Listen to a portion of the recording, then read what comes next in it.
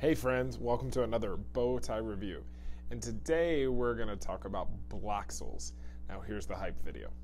With Bloxels, you can build your own video games using the Bloxels board and app. Build your game, capture it, design the characters, play it. Cool! Create what you can imagine. Oh, put coins right there.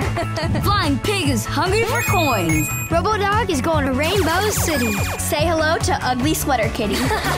With a parent, you can share your creations with the Bloxels community. Check out all my zombie lights. Whoa! Your blocks, your creations, your video games. Bloxels. App and smart device required. iPad not included.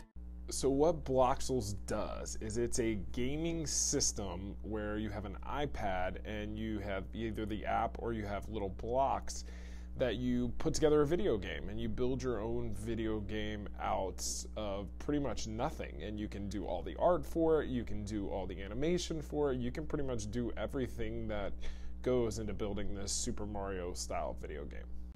Now where Bloxels is cool is it's loads of fun. Kids love to build their own video game, and you can use it with the app, but you can also get more collaborative with the boards. It's a great way to teach problem solving, because if kids build a fire thing that is too big, nobody's going to be able to jump over that. If they build water that's too big, nobody's going to be able to jump over that. So if they see that, then they can go back and fix those problems. So a great way to teach problem solving.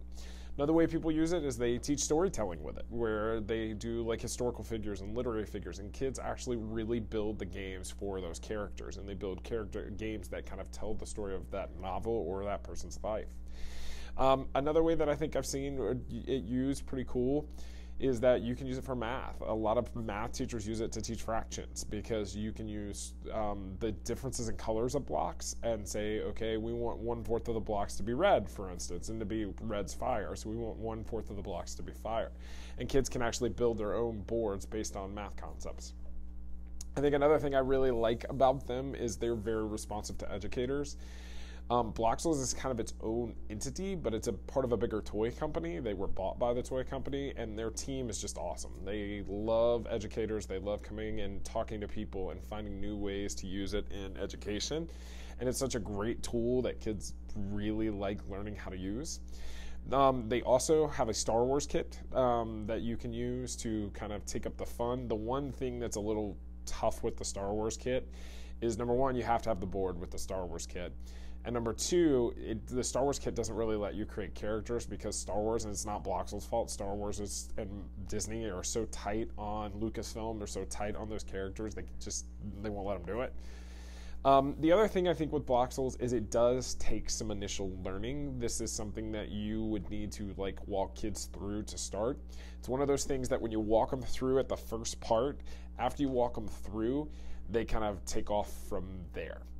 Because really, when you don't walk them through, they don't understand what the colors mean, and it really becomes a little tougher on them. I think my overall take here is this is one of the maker tools that I like a lot, because it's different. It's something that not anybody else is doing. For instance, there's lots of coding robots out there nowadays. There's nobody else that's doing build your own video game and create your own video game from scratch, or Super Mario style video game with very, very little coding. I think you can also use it in education, and you can use it in a classroom where kids are doing things like I said, like fractions and storytelling, and there's ways to use it and be creative with it. I think the key for Bloxels in the edtech space is going to be to continue to find curriculum and ideas and things that teachers are doing with this in their classrooms that are tied to content, and then it'll continue to take off in the classroom.